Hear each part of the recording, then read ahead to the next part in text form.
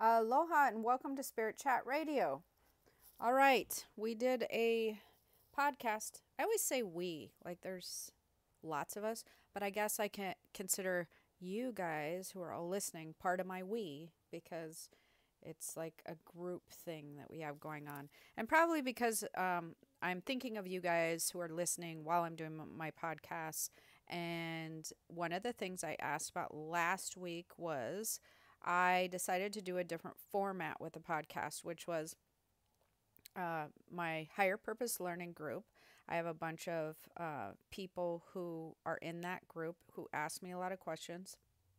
And we have lovely Lydia and Brian in there who are in there when I'm not in there. I try to be in there as much as possible, answering questions and sending you guys to my podcasts and YouTube videos and all that. But anyways, there's a lot of questions that I'd noticed lately that I thought would be super cool to answer on a podcast because I can go in there and answer each individual one, but I feel like more people can benefit if I can sort of put it in a podcast. Plus, I feel like I can get my point across when I'm trying to answer your questions better if I put it in a podcast. Anyways, I asked to see what did you guys think of the format. I will still do some of my other regular podcasts. In fact, I have a couple that I need to do. I probably should have done the one on the wolf moon earlier. And I have one that I want to do on moonchild, or a moonchild or moon children. And so I will do some of my regular ones, but I didn't want to skip this week, so I wanted to kind of finish out some of the questions that I had in my higher purpose learning group. For those of you who do not know what the higher purpose learning group, or you're new to listening, I'm not going to get into the creation very much again like I did last week, but I have a group on Facebook that I call the Higher Purpose Learning Group. I've had it for years. It's a spirit community where everybody can go in and ask questions, and there's a lot of like minds in the group, in the Higher Purpose Learning Group. Anyways, in the group, there's a lot of different levels of spirituality going on. There's people who have just discovered gifts and things like that. There's people who are more advanced. They're into readings. And that's what makes this group pretty cool as well, is I feel like it's a great place, whether you're newly beginning or you're advanced, to get advice, to get support. It's a place where you can talk about things and not feel judged or worried that, your family or friends are going to think you're nuts. So anyways, enough about that. We're going to start answering some more questions, or there's that we again. I'm going to start answering more questions for you guys on some topics that were in the group. If you're new or not in the group, I always put the link below, Higher Purpose Learning, or you should be able to, I assume, go to Facebook and type in Higher Purpose Learning, Jennifer O'Neill. I'm assuming it'll take you there, but I always try to put the links up. So that being said, let's get started. There's some good questions in here again, and I hope you guys did all fare well with the wolf moon. I really need to do a podcast on that, but just to touch on that for like a millisecond, that wolf moon energy was very aggressive energy, and so I noticed a lot of people around who are not normally aggressive or edgy really being affected by that moon, and so they had kind of an aggressive behavior going on where they weren't normally like that. So if you had that happen, give those people a little bit of a break.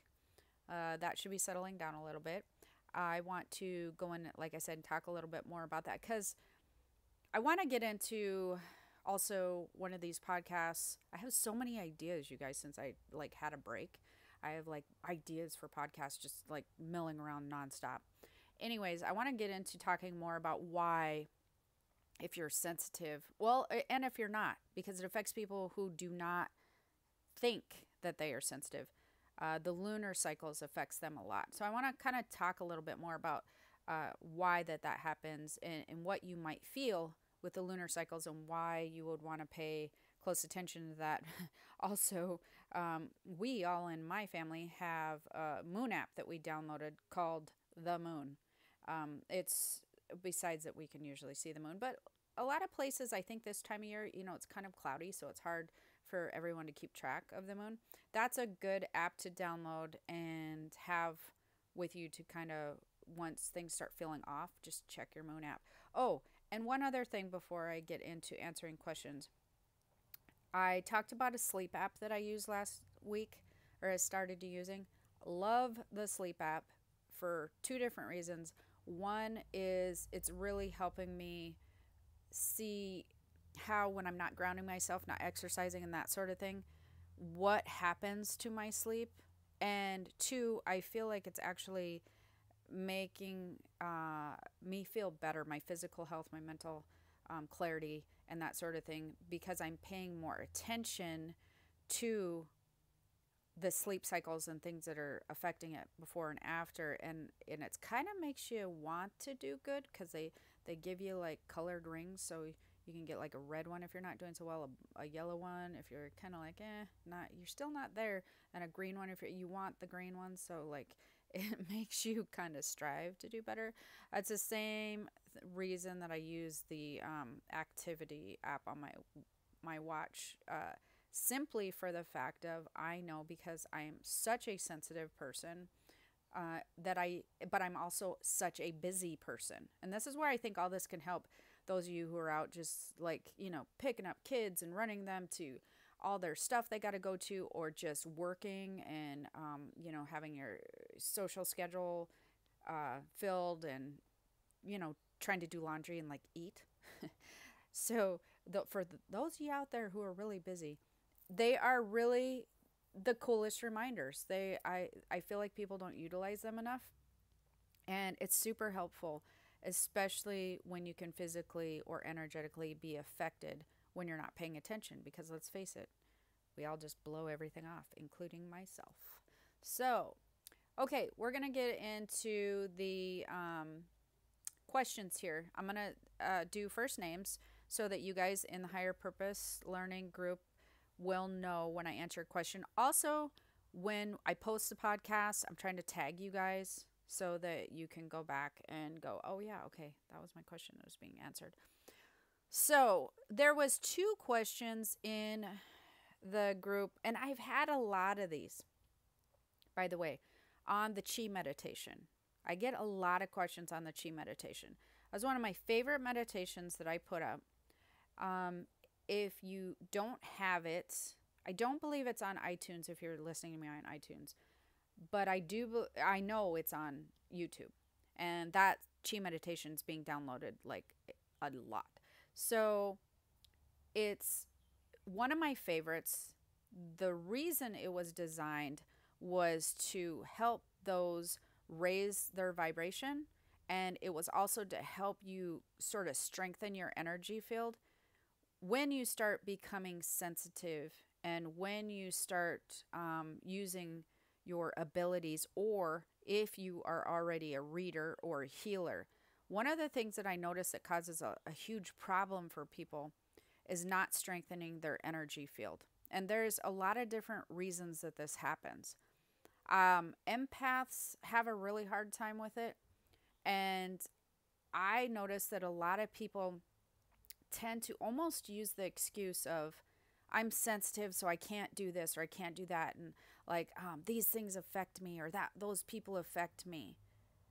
That, while that is true, I just want to be like, no, you're not going to become a victim to your gifts.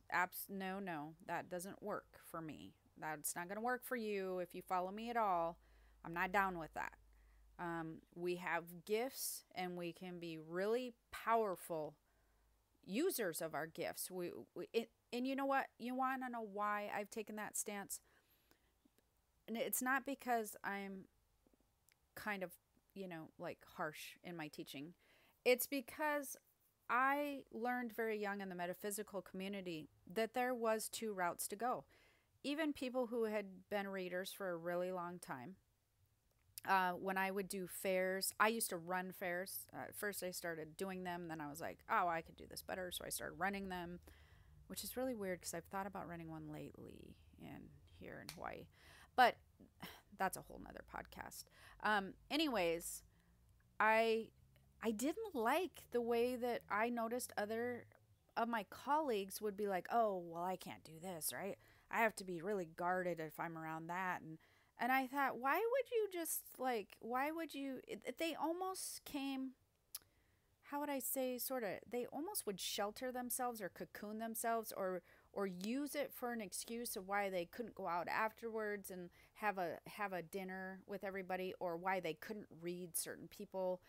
And I think that that's very crutchish. I think that that's not utilizing your gift to the best of your ability. That'd be like wanting to become a sprinter, but saying, oh, I can only run on clay or asphalt, or I can only run on grass. Like, that's when I'm really good at running. Like, if you're going to be a sprinter, wouldn't you want to learn how to adjust your shoes or your form or use the proper tools to be able to run the best of your ability if you're on grass or clay or concrete or asphalt? Like, that's the way that I always think. And I didn't want to be like that. That was really what hit me the hardest. Is I was like, no, I don't want to be like that. I don't want to have to be feel weak, with my gifts. I don't want my gifts to make me feel like I'm not a strong person at what I'm doing. I'm not strong when I'm sensitive, that I have to be very careful of all these environmental things. Even thinking about it just makes me feel like, ah. So, that being said, I learned that I didn't have to be that way. 100%. Absolutely not. But if you decide that, you want to be a weightlifter and you don't practice all the proper things and you only weightlift once a month and then you pull a muscle, I mean, there you go. So I practiced raising my energy field and making it stronger. And I thought there's no reason. And I would have dreams about it though. And my guides would come in and they would show me different things about strengthening your energy field. And I realized there was no reason that my energy couldn't be stronger than those who I'm around in a way that creates a buffer. Okay. That is a very, very long story to how I created the chi meditation. It was shown to me that was part of the whole thing. It helps to raise your vibration. And there's a purpose behind it. It's to put that buffer between you, it's to really get you to feel how to strengthen your energy field. That being said, it's a super powerful meditation.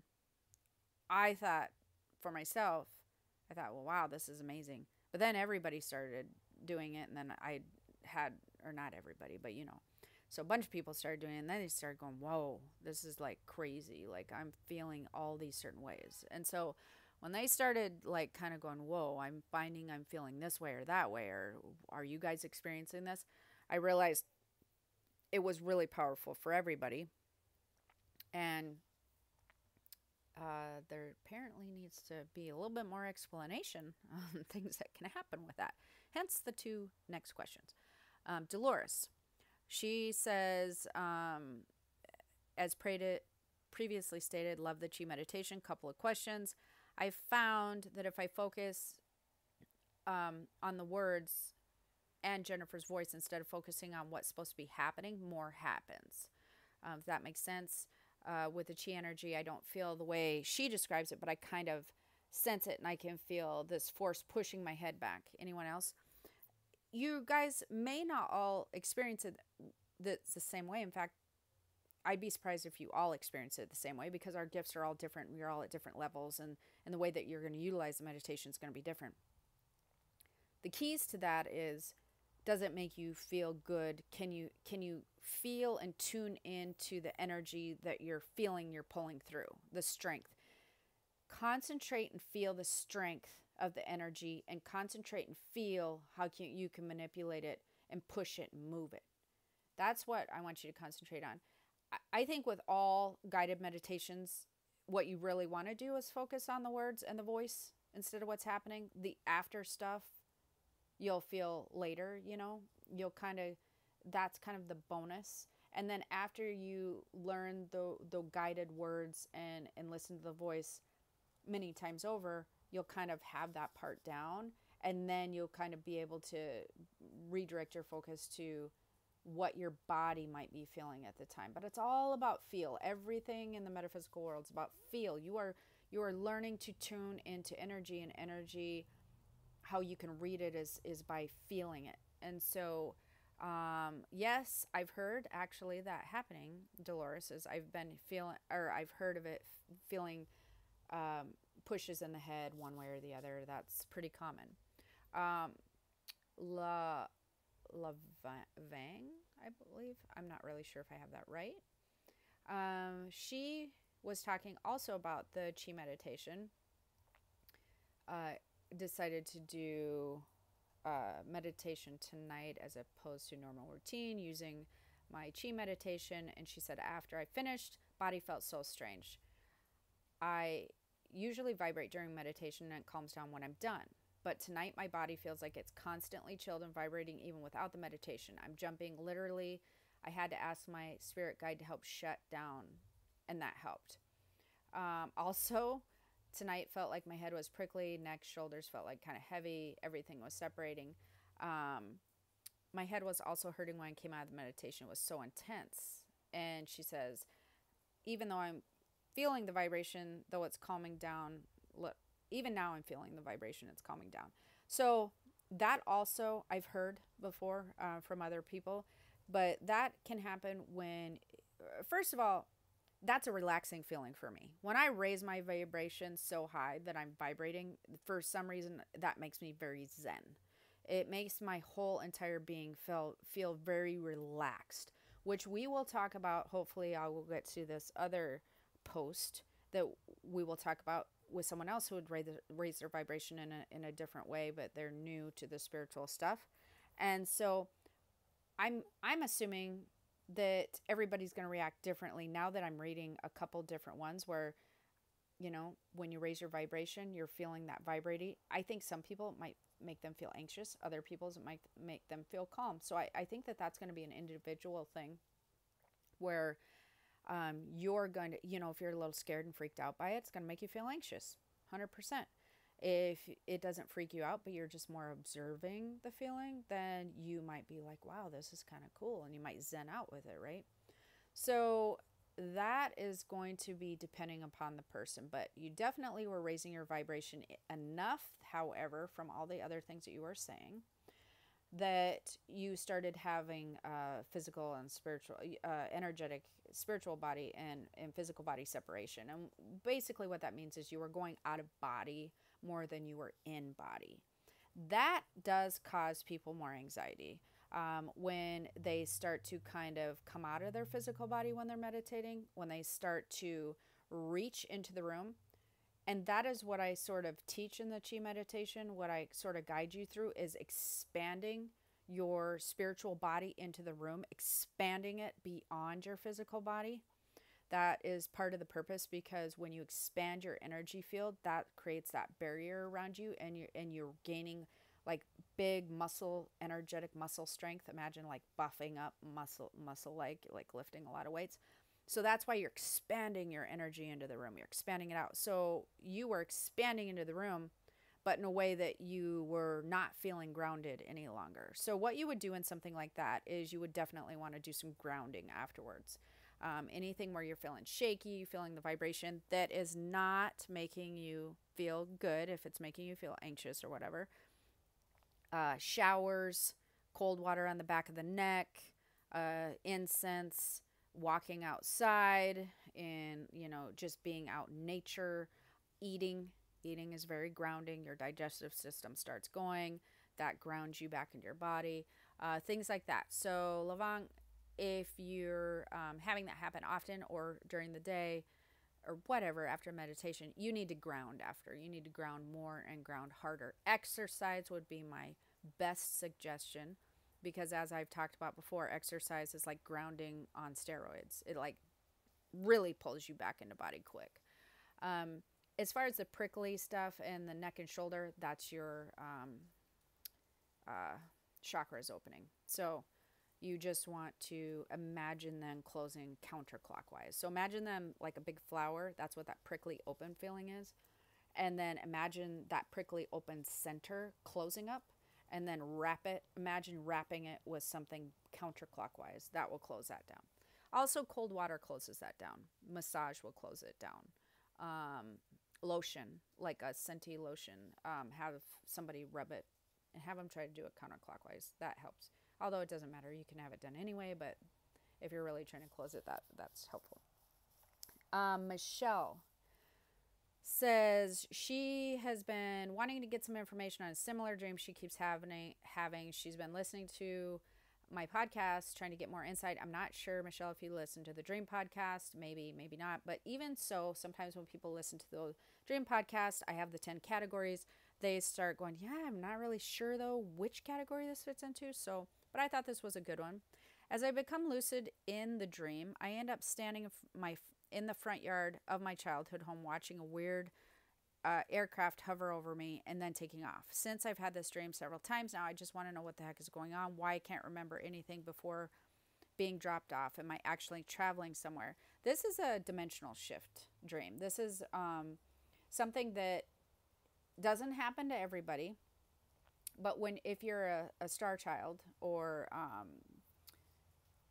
oh, I guess I was trying to think of another word for that, but anyways, if you're a star child, and what that means, Michelle, is you've had other lifetimes on other planets. You've had other lifetimes in other realms, other dimensions, which the majority of people who are sensitive, I rarely come across people who are primarily, based in our area.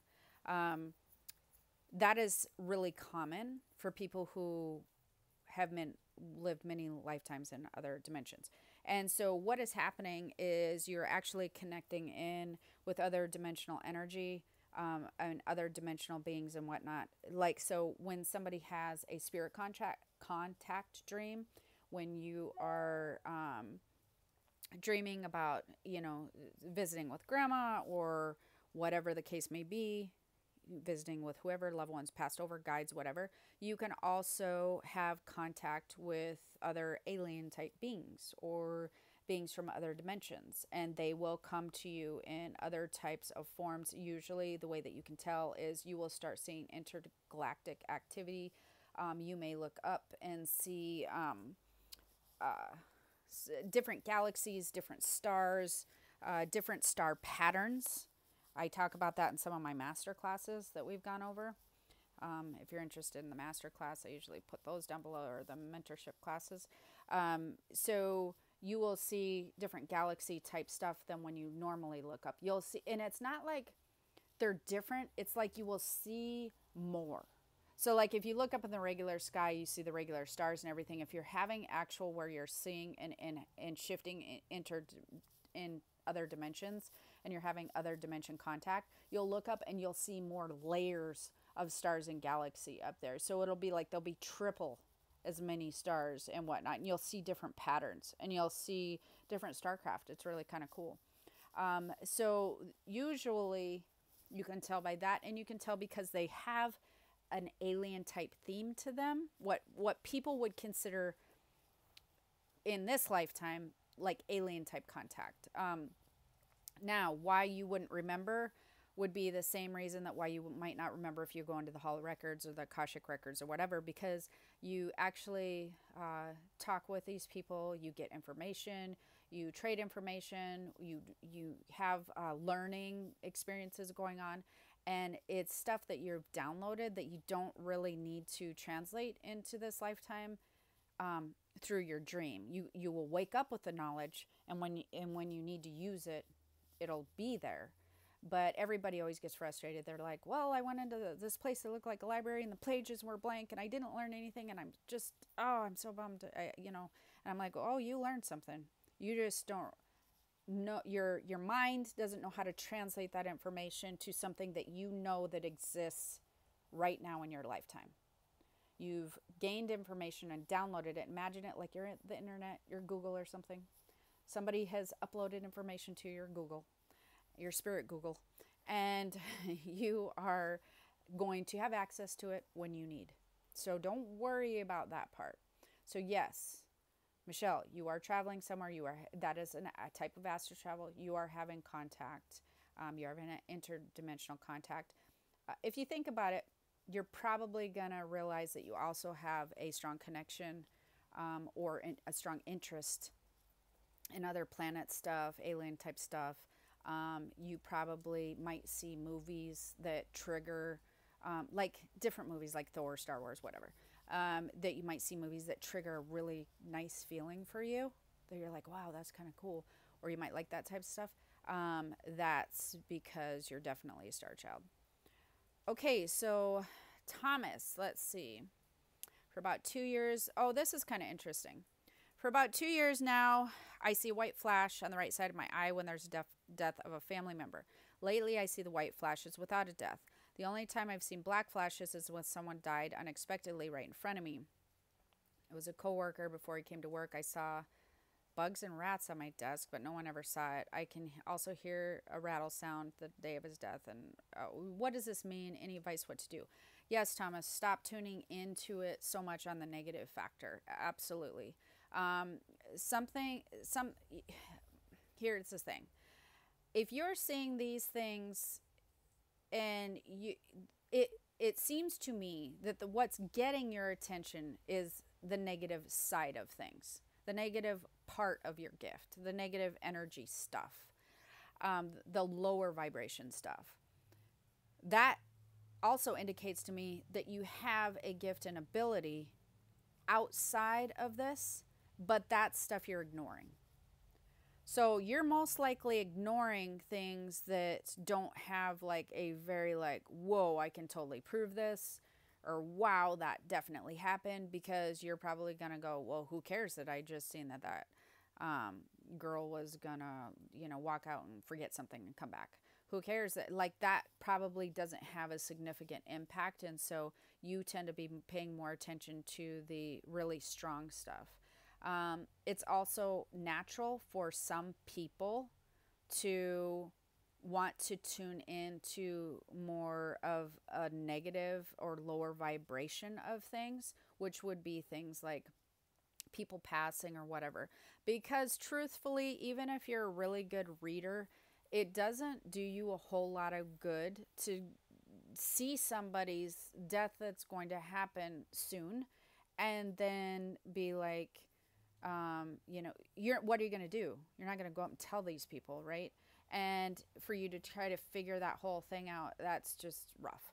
So what I would suggest you do, if you're having more of the mediumship stuff and that's where you're interested on the Passover type stuff, I would suggest that you start maybe trying to tune into other loved ones for other people who have passed over, and seeing what kind of pictures and images you can get on those people who have already passed. Not concentrating on the transition part or what might happen. The other thing, because you're seeing a lot of low vibration stuff, you really need to practice a lot of protection. Like, really need to practice it. You need to be starting to pull in white light. You need to be not messing around with just meditations of any kind. You need to make sure that you're very specifically guiding your guides and any spirits around you, that they must be of high vibration.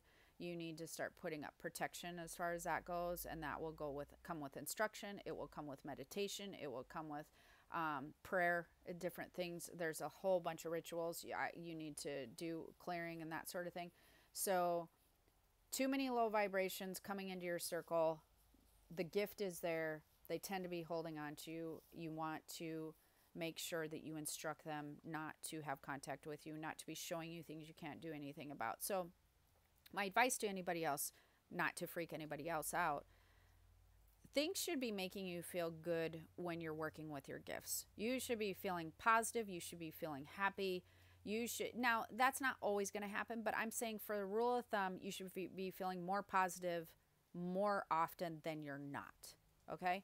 And I know I keep talking about this. I'm going to talk about it again. this is why getting proper guidance, mentoring, instruction is imperatively important. Thomas, you'd be a good person to get in my psychic ability class.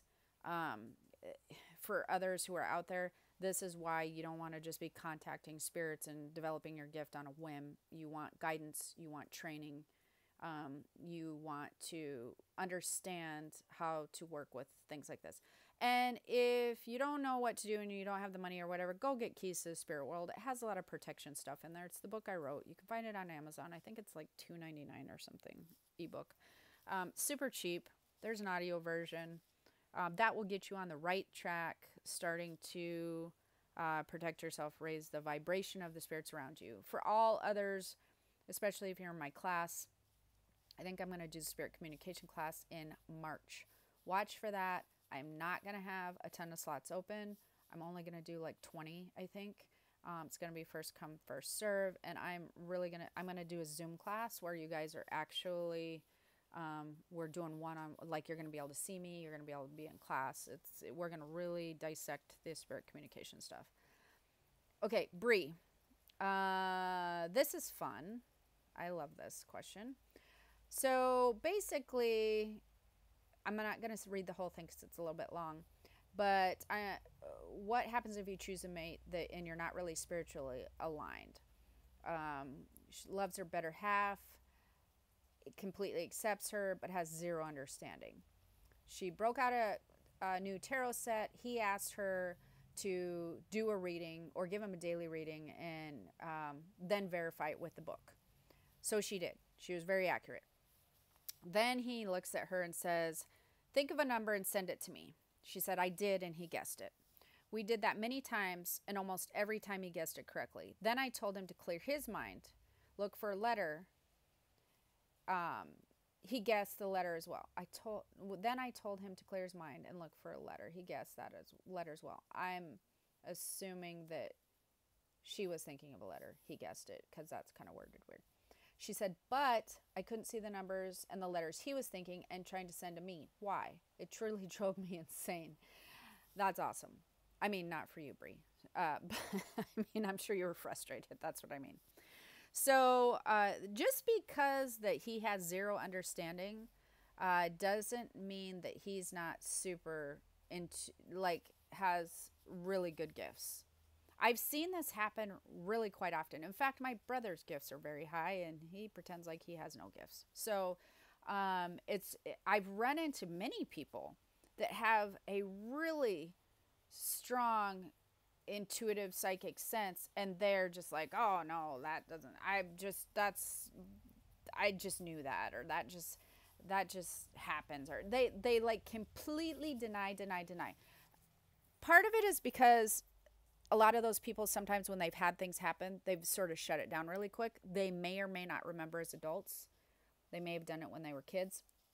But also because a lot of those people have lived their life like me, where they kind of think everybody can do these things. You know, like, this is just the way it goes. What do you mean? It's not like I have a gift. It's just life. Like, don't you have this? Like, unless you're actually discussing it with people, especially men. Men are really good at this, which is something that I want to get into with one of these other questions here. Men tend to not discuss their gifts, or they tend to be a lot more cautious of what other people think of them if they have gifts, and that becomes part of who they are. They're a lot more cautious of showing that side of themselves, because it's, interestingly enough, you would think it would be women, but men tend to care a lot more about their appearance to others, as far as people thinking that they're nuts or crazy with, you know, like ability stuff or whatever. They're definitely a lot more concerned about how people view them. So they tend to shut their gifts down a lot, or not explore them, or be like, it's no big deal, whatever, you know, we've done this, or I've been doing this. So Bree, that's super common. He has a high ability. He's just kind of blowing it off, not training with it. But I have a sneaking suspicion, Bree, that he actually knows more about his gift than you guys have talked about. And if you asked him, I bet you he would say, "Oh yeah, I know I can do this and I know I can do that." But he will blow it off as no big deal. So ask him what he's done, or what type of things happen to him that he knows. So what do you do? What happens to you that, like, do you do that? Like, weird things will happen with people who can do stuff like that. Like, he'll always know what his grocery bill would be, like a number would be or something. Like if you go shoot cash out on something, you'll know it's like $102 and it'll be like 102.22 or something. He knows more than he's leading on. He's just underplaying it. Anyways, so that leads me to Brian, who is new in the Higher Purpose Learning Group. Welcome, Brian. And I liked this post because I think that this happens to a lot of people. I was led here on my spiritual quest for knowledge because years ago so many things were happening to me that I couldn't explain or articulate. I've been having this intense ringing frequency in my ears, still do, seems to get louder, I can't explain.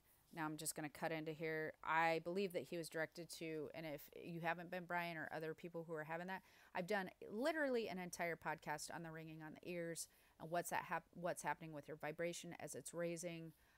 So definitely you want to check that out. If anybody else is having the ringing in the ears, it is on YouTube. I think it's on iTunes too, but just go check out the Ringing in Your Ears podcast. Like, that's been downloaded a bazillion times or listened to. Several times a couple years ago, and a couple of nights ago, I astral projected myself, which scared me because I didn't know what was going on and what I was experiencing. I relaxed and pushed my mind to leave the body in bed and left out and saw this grayish, wispy looking thing moving into it and scared me back into myself. And I'm only laughing because this happened recently too. My son's girlfriend, who I talk about often, and this is also something that's super common with those who are newbies and learning to tune into their development and learning to so basically what you guys are all doing, Brian, what's happening to you and what's happening to others, that this is, if you're listening out there, and what's happening to my son's girlfriend, is you are becoming in tune with the spiritual side of yourself. The more that you become in tune with that, the more these types of things you feel, see, and you're aware of. You're aware of your ability to tune into energy. You're aware of your ability to leave your body. You're more aware of energies that are out and around you, hence the gray wispy things. And so when you begin to astral travel and when you're kind of not trained to feel the spirits that you see, the immediate reaction for the physical mind and your mindset you've been trained thus far is you actually will just tune into more of it from a physical standpoint, which will make it look gray and wispy. When you learn to tune in, again, we'll go over this a lot more in my spirit communication class, but you will learn to be able to tune into the energy differently than most people think that you do. And then you'll start to get pictures on who and what this person is or what type of energy it is that you're experiencing at that time. And when a lot of people have physical imprints and knowledge of what they think spirits are. And as I've talked about it in some of my other like psychic classes and stuff, when you're translating energy back into your physical body, whether it be from a dream or whether it be from an astral travel, your brain needs to go through a Rolodex of information as the images begin to translate. Your brain needs to go through a Rolodex of information and slap a label of some type of knowledge that you have on it. So it needs to be oh, that was a person, or oh, that was this, or oh, that was, grandma, or oh, that was whatever. It needs to be able to compartmentalize in the brain and come up with something in order for the translation to come out right. If it doesn't have if it goes through the Rolodex and goes, I don't know what that was, then it has no way to slap a label on it. So it does the next closest thing. A lot of people have seen scary movies and images of dark, gray, wispy type creatures or smoky things.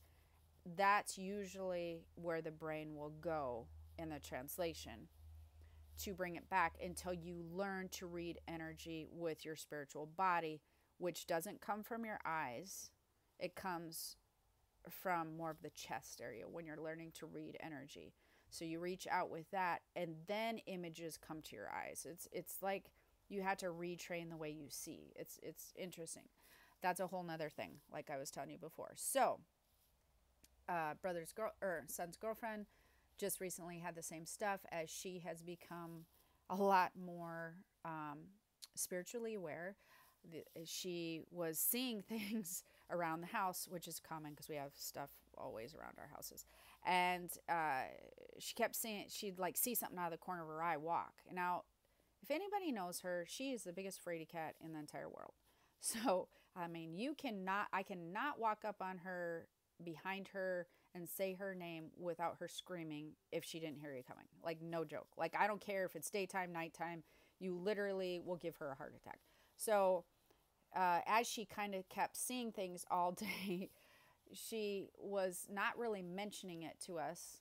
And I walked in to say something to her into another room, and she screams and was just like, "Why'd you do that? I keep seeing things all day. I just, like, that's freaking me out." And I'm like, "What are you talking about?" And then she started saying how she'd seen somebody walk by the window. Nobody came in the house. She'd seen somebody walk across the room out of the corner of her eye, thought it was one of us, realized, turned, nobody was there.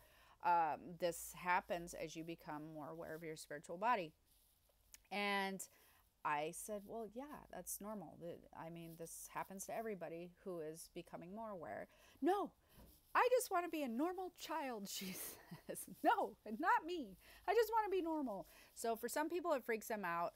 For others, it can be very curious and interesting.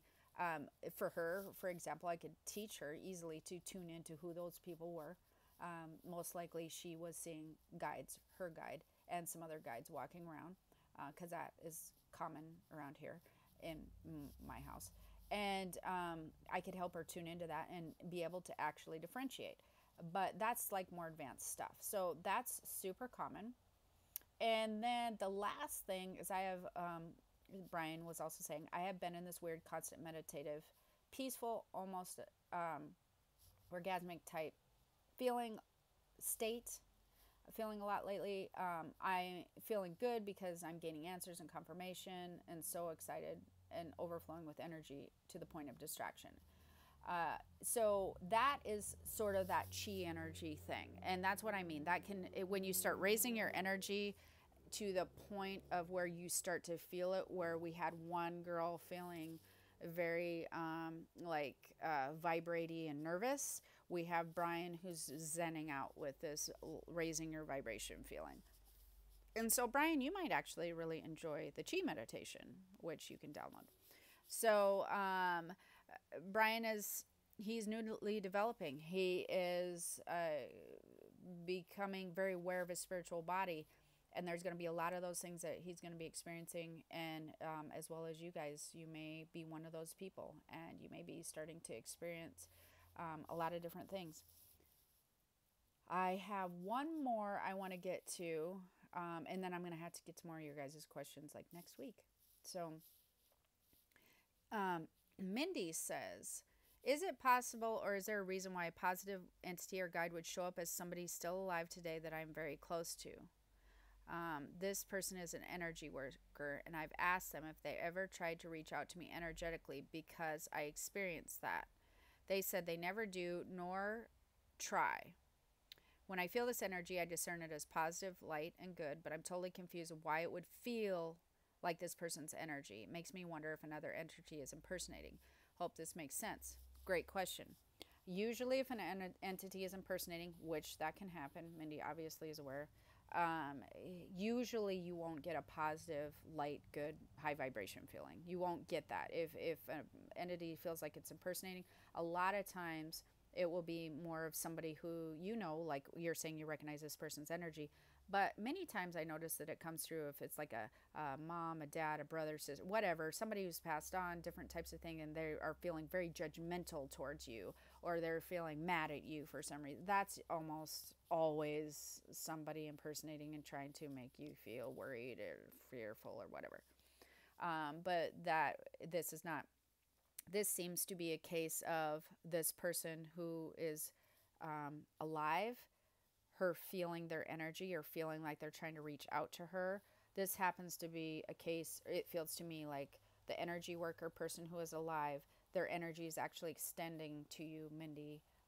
And energy workers can do that, light workers can do that, other people can do that too, but I notice it more with healers and light workers and energy workers.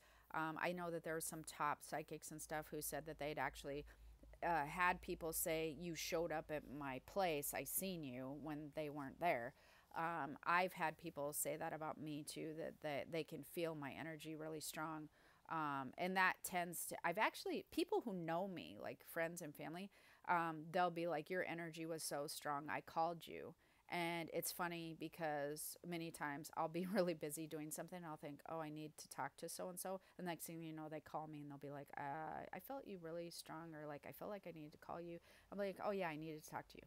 So, energy workers, you can tend to feel their energy and their presence. She may or may not be aware of it. Sometimes I'm aware of when I'm doing it. Other times people will just be like, whoa, Jen, like you were totally around. And I'll be like, oh, really? That's cool. So she may or may not be aware of it, but that happens. Where it would, what would differentiate that from another one would be, like I said, the positivity and the light feeling, and the being familiar with her energy. So hopefully you guys enjoyed this as well. I still love the comments. Make sure that you let me know if you're enjoying where I'm answering your questions. I think this is kind of fun and different, to do something different. As always, comment below. Love to hear your comments. Make sure to subscribe. Definitely subscribe if you want to know when I have new stuff, whether it be on iTunes or YouTube, because sometimes I'm a little inconsistent, as you guys know. But then you'll be informed when I have new stuff. Also, if you're not in the Higher Purpose Learning Group, definitely want to get in there. Super cool place to be. Also, I keep having these alsos. I probably should have said and, whatever. Anyways, the Psychic Ability class is still open. If you're interested, it's psychicabilityclass.com. I will be doing the Spirit Communication class soon. I believe I will be offering it to my students first. And then I'm going to be talking about how to find out about that, because I'm doing that one a little different. I'm going back to the grassroots. I want to be more involved one-on-one with my people. We still do the mentorship class, mentorship circle. If you're interested in that, you can comment or ask or email Lydia at Lydia Keys to the Spirit World. And that's where I do one-on-one Zoom classes once a month too. They're master classes, and we go over some stuff in there. That's really fun.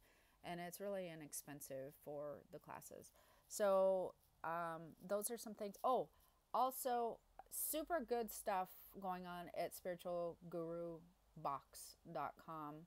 If you're interested in learning or buying metaphysical stuff, or we just got the citrine back in. I need to do a video on that, because that citrine is amazing. I absolutely love the citrine we get in. Like, I just don't even want to wrap it. I just want to like set it around my office and stuff. But the gemstone water bottles, those are a huge hit. I am just selling those like crazy. People are like, I love the vibration of these. If you hold one, they're amazing. They're glass water bottles with like a gemstone in them. And you fill the water bottle, and the premise behind it is that and why I say the premise, because they've been being used for like hundreds of thousands of years. They've actually put gemstones in water, and don't do that by yourself, by the way, unless you know the gemstone you're using is not toxic, because some of them are. The ones we sell, of course, are not. But the gemstones actually are supposed to change the molecules of the water, or the vibration of the gemstone has been believed to be passed into the water, and then you consume the water, which is then, the vibration goes directly in the body. that being said, they're just cool. I mean, they are like, they feel, the gemstones in these feel amazing. They are fun and cool, and they make you want to drink more water, which is always good, right? So we have some cool stuff over there, and I still have the store open. That's just, I'm not going to go into it too much more, but that's where you can get the hematite bracelets. You can get stones over there. We're constantly adding new stuff. And that's at spiritualgurubox.com. So, hope you enjoyed the show. I will be back. I will still be doing this for a little while till I can get 2 more questions. And then I need to be doing some new ones soon on energy and the moon and moon children and things like that. So, I'll still be doing my other stuff. Until next time, have an amazing day. Aloha.